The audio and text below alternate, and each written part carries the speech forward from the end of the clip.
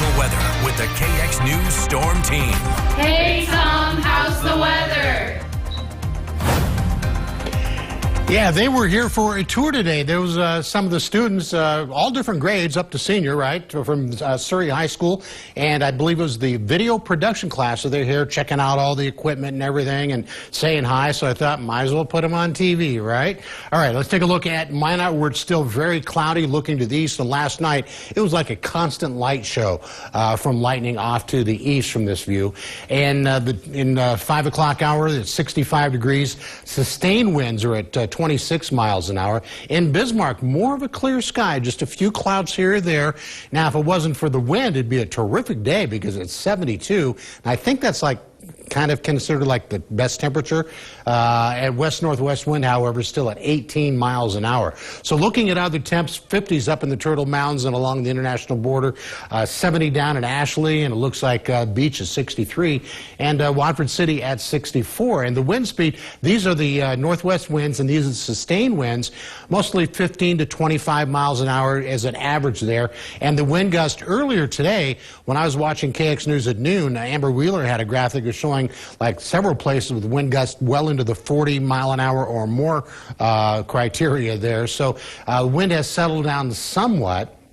And looking at our precision cast tonight at 7 o'clock, it's going to still be blustery. The wind will taper off some tonight. It'll be pretty much breezy all night long. And by the time you get up tomorrow morning, there's probably going to be some hit and miss showers in the area. The odds for rain tomorrow are actually pretty high. 80% in many cases.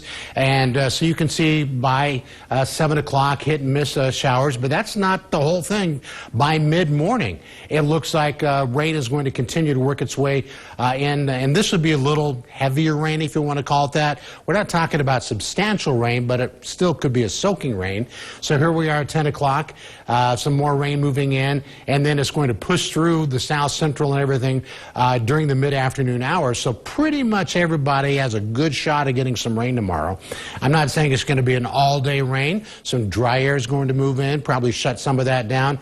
This is showing the possibility of maybe a couple of storms firing in the afternoon. Maybe the, I guess heating of the day is probably not the right word, and the temperature's falling, but it's all relative. So we're looking at tomorrow night, the sky clearing out a little bit, and with that clearing sky, temperatures are going to drop, and we're going to get the wraparound moisture. Colder temperatures, wraparound moisture.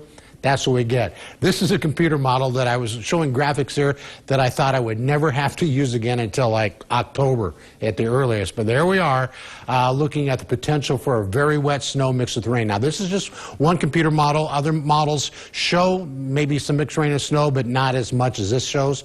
But I just wanted to point out, if you're in the north, you actually have a decent chance of seeing some wet snow. Won't last all day or anything like that, but we're still looking at that chance there. So potential rain amounts probably around a ½ inch or less is what we're looking at. So here's a 72-hour planner for Dickinson, and look at that nighttime low Friday night. Temperatures could go below freezing for parts of North Dakota. And then in Williston, you can see the numbers there. So forecast temperatures tonight, 40s to around 50. That's not bad, but it's not going to warm up a lot tomorrow.